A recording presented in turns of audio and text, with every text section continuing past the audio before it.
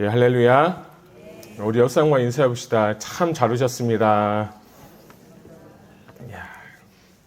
우리 한 번 더 인사할까요? 하나님은 당신을 도우십니다. 시작. 네, 감사합니다. 여러분 이 말씀 믿으시기 바랍니다. 하나님은 여러분 진짜 도우십니다. 오늘은 시편 54편인데요. 7절밖에 되지 않기 때문에 우리 한 절씩 우리 합독하도록 하겠습니다. 시편 54편 1절부터 7절까지 네, 같이 읽겠습니다. 합독하겠습니다. 시작. 하나님이여 주의 이름으로 나를 구원하시고 주의 힘으로 나를 변호하소서. 하나님이여 내 기도를 들으시며 내 입의 말에 귀를 기울이소서. 낯선 자들이 일어나 나를 치고 포악한 자들이 나의 생명을 수색하며 하나님을 자기 앞에 두지 아니하였음이니라. 셀라. 하나님은 나를 돕는 이시며 주께서는 내 생명을 붙들어 주시는 이시니이다. 주께서는 내 원수에게 악으로 갚으시리니 주의 성실하심으로 그들을 멸하소서. 내가 낙헌제로 주께 제사하리이다. 여호와여 주의 이름에 감사하오리니 주의 이름이 선하심이니이다.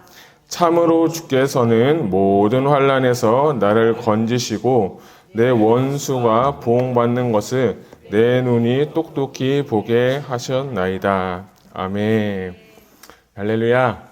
오늘 시편 54편 통해서 정말 한 분 한 분 은혜 받았으면 좋겠습니다. 시편 54편은 세 개의 단락으로 나눴습니다. 1절부터 3절은 다윗의 간구, 4절부터 5절까지는 하나님을 신뢰하는 다윗, 6절부터 7절은 다윗의 서원, 이렇게 54편을 세 개의 단락으로 나누고 제목을 붙여보았습니다. 여러분도 시간이 되실 때 한번 단락 나눠보시고 제목을 본인이 직접 붙여보셔서 말씀을 조금 더 깊게 연구했으면 좋겠습니다. 자, 오늘 54편의 그 배경은 어디냐면 사무엘상 23장에 있는 배경을 여러분이 좀 아셨으면 좋겠습니다. 특별히 다윗이 이제 사울의 그 추격, 사울이 정말 시기해서 이 사람은 이 다윗이 어렵게 망명생활을 하게 됩니다. 근데 망명생활을 하는 그때 이 다윗이 한 가지의 소식을 들었는데 그일라 사람들이 블레셋 사람들한테 침공을 받고 있다. 그 소식을 듣게 됩니다. 그래서 이 소식을 듣고 다윗이 하나님 앞에 기도할까요 말까요 하면서 하고 하는 그 사이인데 먼저 지도를 한번 보도록 하겠습니다. 지도를 보게 되면 이쪽에 여기가 그일라라는 곳이 여기 보이시죠? 이쪽에 그일라시고 이게 다윗의 피난 생활에 있는 이 지도인데 다윗이 지금 이 피난 생활 가운데 이 그일라 가운데 블레셋 사람들이 이쪽이 블레셋이고요. 이쪽이 그일라인데 그 블레셋에 있는 사람들이 그일라에 있는 유다 백성들, 특별히 유다 지파 사람들에게 이제 침공을 했던 소식을 들었습니다. 다윗의 상황이 지금 어떤 상황이냐면 사울에 의해서 피난을 당하는 상황인데 그때 들은 소식이 뭐냐면 내 민족 이스라엘 백성들 같은 지파 유다 지파 사람들이 그일라 사람들이 블레셋에 의해서 피난을 당한다라고 합니다. 그래서 사무엘상 23장 2절 말씀을 우리 같이 한번 읽도록 하겠습니다. 시작. 이에 다윗이 여호와께 묻자와 이르되 내가 가서 이 블레셋 사람들을 치리이까. 여호와께서 다윗에게 이르시되 가서 블레셋 사람들을 치고 그일라를 구원하라 하시니. 아멘. 자, 이제 그 소식을 들으니까 하나님께 다윗이 기도했죠. 하나님, 제가 그일라를 가서 구할까요? 물어봤더니 하나님이 그래, 가서 쳐라 라고 했더니 3절과는 읽지 않겠지만 3절에는 백성들이 조금 만류합니다. 우리가 지금 힘들어 죽겠는데 어떻게 해서 내가 그 사람을 우리가 구할 수 있습니까? 라고 하니까 4절 한번 같이 읽겠습니다. 시작. 다윗이 여호와께 다시 묻자온데 여호와께서 대답하여 이르시되 일어나 그일라로 내려가라. 내가 블레셋 사람들을 내 손에 넘기리라 하신지라. 아멘.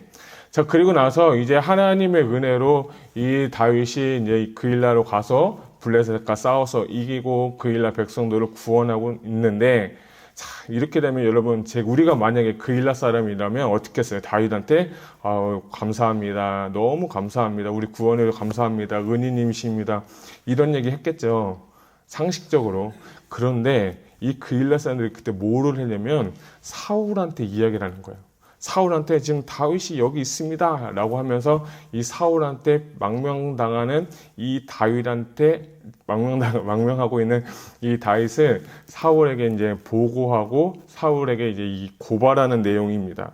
그리고 나서 그 소식을 듣고 있는 다윗이 지은 시가 바로 시편 54편의 말씀인 겁니다. 배경이 좀 이해가 되시나요? 그러니까 쉽게 표현하면 좀 이렇게 기분 좋게 시작하는 말은 아니고 나는 진짜 하나님의 뜻대로 살고 백성들을 구원해주고 내 목숨을 다해서 전쟁을 싸워서 백성들을 구원해주는데 칭송을 받기는커녕 정말 칭찬받기는커녕 좋은 소식 받기는커녕 이 그일라 사람들이 사울한테 고발을 해서 이게 정말 위기를 당하고 또 다른 위기로 가는 그런 다윗의 모습 가운데 오늘 지어진 시가 바로 시편 54편의 내용인 겁니다. 특별히 저는 오늘 이 54편을 통해서 다윗의 믿음에 대해서 좀 나누었으면 좋겠습니다. 오늘은 강해 설교하지 않고 주제 설교를 하도록 하겠습니다. 첫 번째, 다윗은 기도하는 사람이었습니다. 우리 1절을 보게 되면 하나님이여 주의 이름으로 나를 구원하시고 주의 힘으로 나를 변호하소서라고 하면서 다윗은 하나님 앞에 어떤 어려움이 있고 힘든 일이 있고 정말 어떤 상황에서든지 간에 하나님 앞에 기도하는 모습을 볼 수가 있습니다. 저는 이 시편 54편과 우리가 아까 읽었던 사무엘상의 그 다윗의 모습을 보면서 다윗이 가장 먼저 했던 것은 무엇이냐면 하나님 앞에 먼저 묻는 신앙을 해왔다는 겁니다. 여러분, 그일라 백성들을 구원할까요 말까요도 저 같으면 그냥 구원해주지 않았을 것 같아요. 나도 지금 먹기 살기가 힘든데, 나도 지금 목숨이 위태한데. 근데 다윗은 하나님 앞에 먼저 묻는 신앙, 하나님 앞에 먼저 기도하는 신앙을 가졌다는 거예요. 그리고 또 백성들이 또 만류를 하니까 하나님 앞에 어떻게 했습니까? 다시 하나님 앞에 기도한 것입니다. 오늘 1절 말씀도 54편의 이 말씀도 이 하나님 앞에 서부에는 하나님 앞에 간구하고 기도하는 내용이 나옵니다. 2절에 보니까 하나님이여 내 기도를 들으시면 내 입의 말에 귀를 기울여 달라고 하나님 앞에 간절하게 먼저 기도하는 신앙을 우리가 볼 수 있습니다. 우리가 때로는 무슨 일을 할 때든지 간에 앞일이 되었든지 비즈니스가 되었든지 간에 우리가 정말 우리의 생각에 먼저 앞서서 기도보다도 앞서는 경우가 종종 있는 것을 볼 수 있습니다. 여러분, 우리 신앙생활은요 먼저 하나님 앞에 묻는 신앙이에요. 따라합시다. 기도는 하나님과 대화다. 여러분, 대화라는 거는 상호 간의 커뮤니케이션이 있는 거예요. 여러분, 기도를 하나님 앞에 올려드린다는 것은요, 기도를 올려드린 만큼 여러분이 하나님의 응답을 반드시 받으셔야 되는 거예요. 저 기도했는데요. 저 기도했어요. 이제 제 마음대로 하겠습니다. 제 뜻대로 하겠습니다. 기도한 대로 하겠습니다가 아니라 다윗은 컨펌받고 움직였다는 것을 여러분 아셨으면 좋겠어요. 기도를 했으면 응답을 받고 이렇게 해야 되겠구나. 하나님께 기도해야 돼요. 근데 여러분, 사울 같은 경우는 여러분 많이 실패한 사람을 알고 있는데 사울도 어떻게 보면 하나님 말씀을 지킨 사람이에요. 그 대표적인 사건이 뭐냐면 사무엘상 13장에 보게 되면 이 사무엘 선지자가 어떻게 했냐면 이제 전쟁을 하기 전에 제사를 드리고 번제를 드려야 되는데 내가 일주일 만에 올 테니까 좀 기다리라고 했어요. 그런데 사울이 정말 순종했어요. 그래서 순종해서 사무엘 선지자를 일주일 동안 기다렸어요. 근데 사무엘 선지자가 일주일 동안 나타나지 않아서 8일째 되던 날에 자기 마음대로 하나님 앞에 제사를 드리고 사무엘 선지자한테 책만 맞는 사건이 있습니다. 이건 뭐냐면 우리의 기도 생활도 마찬가지예요. 내가 기도를 했어요. 하나님 앞에 올려드렸어요. 그러면 응답이 올 때까지 기다릴 수 있는 여러분, 인내가 필요한 것입니다. 여러분, 하나님 앞에 드리는 기도는요 절대 땅에 떨어지지 않습니다. 절대로 하나님은 여러분의 기도 외면치 않으십니다. 단지 우리 가운데 그 시간이 필요하고 하나님께서 우리의 믿음을 보시기 위해서 잠깐의 연단의 시간을 줄 뿐이지 하나님께서는 여러분에게 반드시 기도에 응답하시는 것을 여러분 믿으시기 바랍니다. 그래서 여러분, 중요한 건 하나님 앞에 기도하는 것도 중요하지만 우리 믿음의 수준이 높으신 우리 생수의 강 성교교회 성도 여러분들은 하나님의 응답이 올 때까지 기다릴 수 있는 그 넉넉한 인내의 믿음이 여러분 가운데 있기를 주님의 이름으로 축복합니다. 또한 이 다윗은 하나님 앞에 어렵고 힘들 때마다 정말 하나님 앞에 먼저 기도하는 신앙을 가졌고 이런 믿음으로 승리했다는 것입니다. 두 번째, 다윗은 하나님의 주권을 인정하는 자였습니다. 우리 4절과 5절 같이 읽도록 하겠습니다. 시작. 하나님은 나를 돕는 이시며 주께서는 내 생명을 붙들어 주시는 이시니이다. 주께서는 내 원수에게 악으로 갚으시리니 주의 성실하심으로 그들을 멸하소서. 아멘. 저는 이 54편과 사무엘상 23장을 이렇게 읽으면서 저예요. 여러분이 아니라 저 같으면 그 일라 사람들한테 가가지고 한마디 했을 것 같아요. 어떻게 그럴 수 있냐고. 어떻게 나한테 이럴 수 있냐고. 어떻게 사울 선지자 왕한테 가서 고발할 수 있냐고. 저 같으면 그랬을 것 같아요. 근데 다윗은 그렇게 하지 않고 먼저 뭐 했어요? 하나님 앞에 기도했어요. 그 다음에 이 다윗의 고백이 뭐냐면 이 다윗이 4절에 보니까 하나님을 나를 돕는 이시다 라고 선언을 하는데 히브리어 원문에 보게 되면 빠진 단어가 하나가 있는데 그게 뭐냐면 앞절에 보라 라는 단어가 있어요. 제가 읽어드리면 보라 하나님은 나를 돕는 이시다 라고 하면서 이 히브리어에게 나오는 그 문맥상을 보면 그렇거든요. 그러니까 다윗은 하나님 앞에 기도한 다음에 하나님 앞에 모든 주권을 모든 것을 하나님 앞에 올려드리고 사는 삶이었다는 거예요. 그래서 하나님이 어떻게 하시든지 간에 나는 하나님의 뜻에 맡기고 순종하며 살겠다고 하는 하나님을 믿는 절대 믿음, 하나님 앞에 주권을 인정하는 믿음, 내 인생을 주님 앞에 올려드리는 그분의 손에 올려드리는 하나님 앞에 맡겨드리는 그 믿음으로 이 정말 어려운 환난과 역경을 이겨낸 것을 볼 수가 있습니다. 여러분, 우리가 해서는 안 돼요. 우리의 인생의 주인은 하나님이십니다. 그리고 예수님이 우리 인생의 주인이십니다. 이것을 철저하게 인정하고 철저하게 믿는다면 그 어떤 상황과 환경과 역경도 반드시 이겨낼 줄로 믿습니다. 여러분, 욥을 보세요. 욥은 당대 의인이었고 경건한 자였고 악이 없는 자라고 했어요. 그 사람이 엄청난 시련과 어려움을 겪었습니다.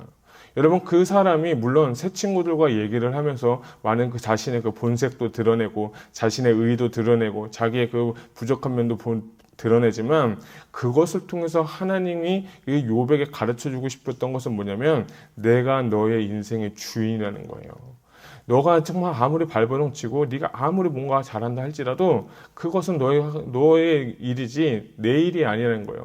여러분, 우리의 인생은 하나님 손에 달려 있습니다. 여러분, 하나님께 맡기십시오. 여러분, 그게 쉽지는 않을 겁니다. 그렇지만 전 진정한 믿음은 하나님께 내 모든 것을 맡겨드리는 믿음입니다. 특별히 왜 하나님이 이런 어려움을 주셨을까요? 하나님이 왜 여러분이 이런 상황을 허락하셨는지 여러분 아셔야 돼요. 그건 뭐냐면 하나님은 나의 의를 꺾어버리고 당신의 의를 내 삶 가운데 여러분이 이루기 위해서 온전히 세우시기 위해서 이러한 일을 행하셨다는 거예요.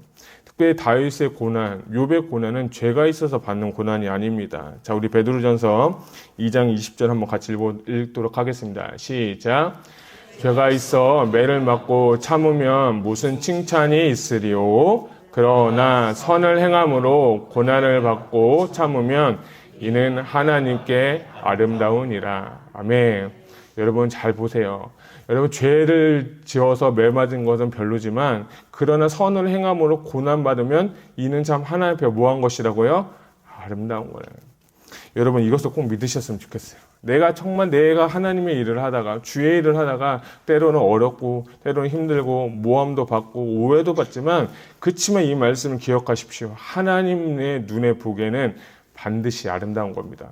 그렇기 때문에 여러분들이 하나님 앞에 정말 여러분들이 모든 것을 올려드리고 그 주권을 인정하고 살아갈 수 있는 저와 여러분이 되셨으면 좋겠습니다. 저는 특별히 하나님 앞에서 아름답다는 말을 이렇게 표현하고 싶습니다. 하나님 앞에서 점도 없고 흠도 없고 책망받을 자가 없는 자로 세우기 위해서 하나님께서 여러분의 이 시련 가운데 허락하신 거예요.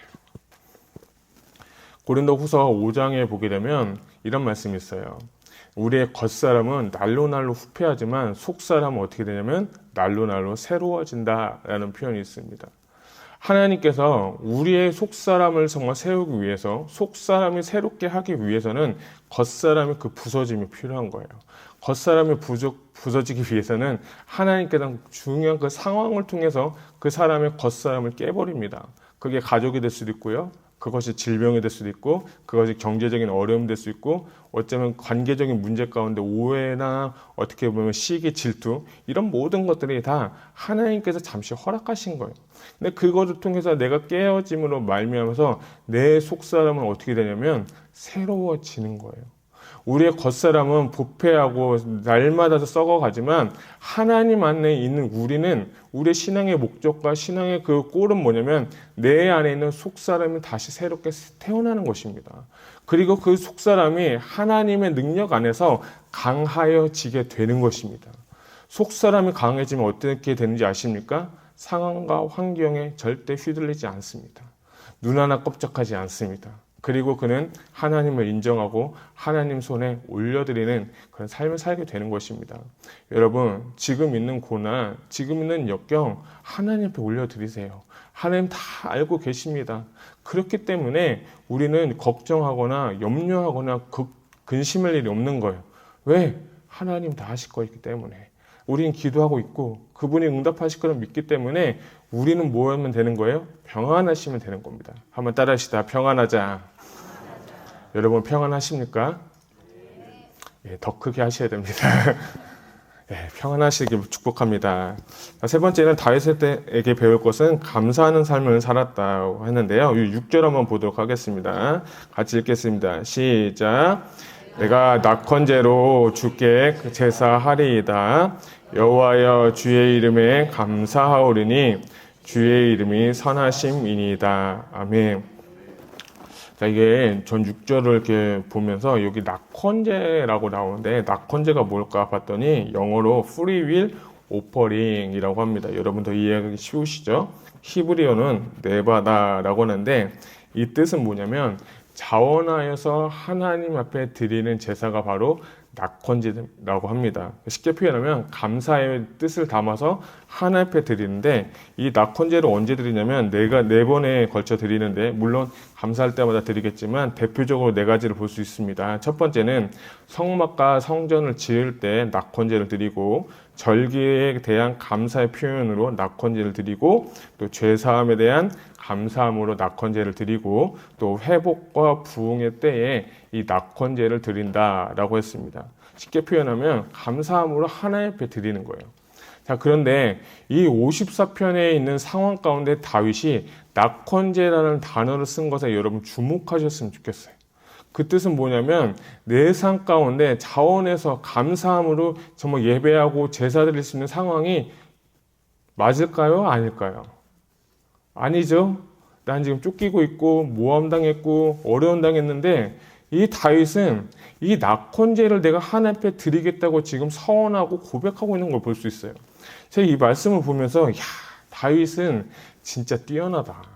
그러니까 여러분 제가 이렇게 보니까 믿음도 수준이 있어요. 하수가 있고 중수가 있고 고수가 있는데 진짜 하수는 어떤 사람이냐면 내가 감사할 일이 있으면 그때 감사하는 거예요. 감사할 일이 없으면 감사하지 않는 거예요.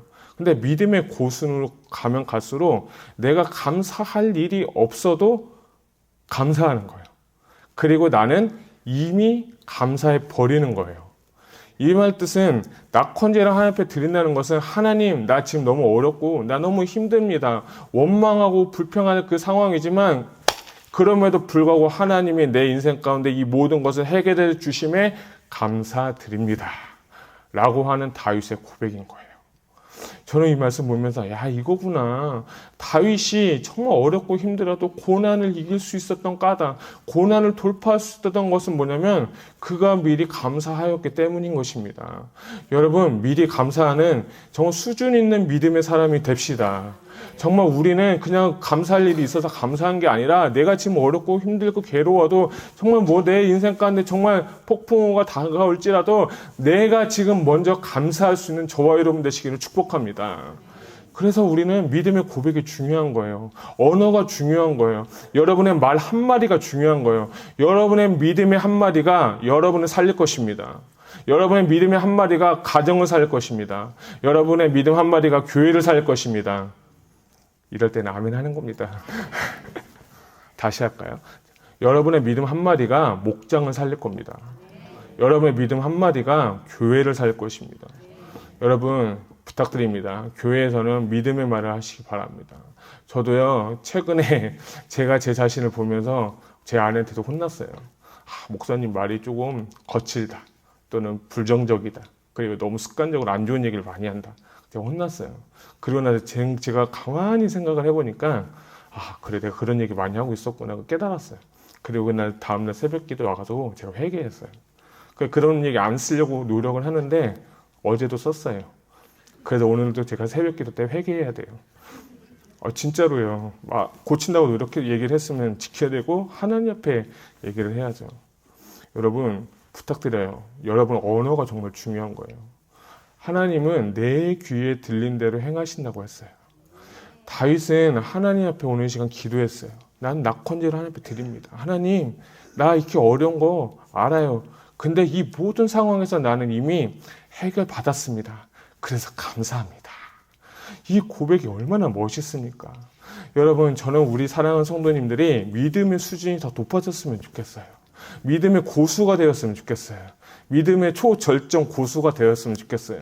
오늘 다윗에게 한 가지 배울 것은 뭐냐면 하나님 앞에 기도하는 신앙도 가져야 되고 하나님 앞에 모든 걸 맡기는 신앙이 가져야 되고 그리고 나서 내가 인생 가운데 정말 아직 해결되지 않을지라도 하나님 앞에 먼저 감사할 수 있는 신앙, 그런 믿음이 우리 안에 부어지기를 소망합니다.